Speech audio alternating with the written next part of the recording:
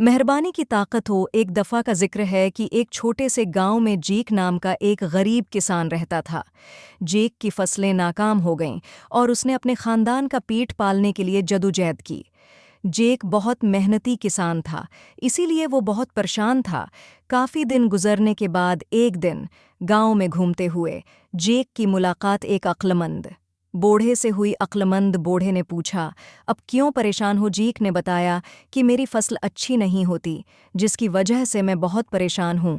अक्लमंद बूढ़े ने उसकी तरफ गौर से देखा और बोला कि अब की परेशानी का हल मेरे पास मौजूद है।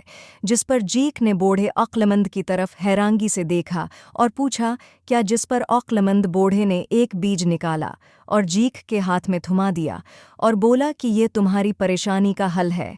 बूढ़े आदमी ने कहा, ये बीज लगाओ और तुम्हारी फसलें अच्छी होंगी। जेक ने बीज लगाया और जल्द ही उसका फार्म गांव में सबसे ज़्यादा ज़रख़ीज़ बन गया।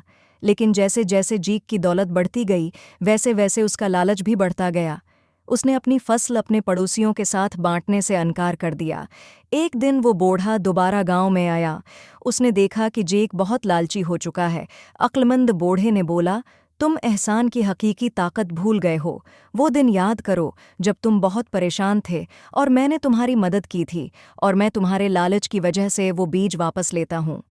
तुम्हारी दौलत का इम्तिहान था, तुम फ़ेल हो गए।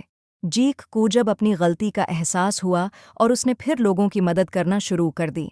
आखिरकार उसको अपनी मेहनत का फल मिला और उसकी फसलें अच्छी होना शुरू हो गई, जिस पर जेक बहुत खुश हुआ और उसने बूढ़े आदमी को बहुत सारी दुआएं दें। अखलाकी, मेहरबानी और सखावत हकीकी खुशहाली का बायस बनती है।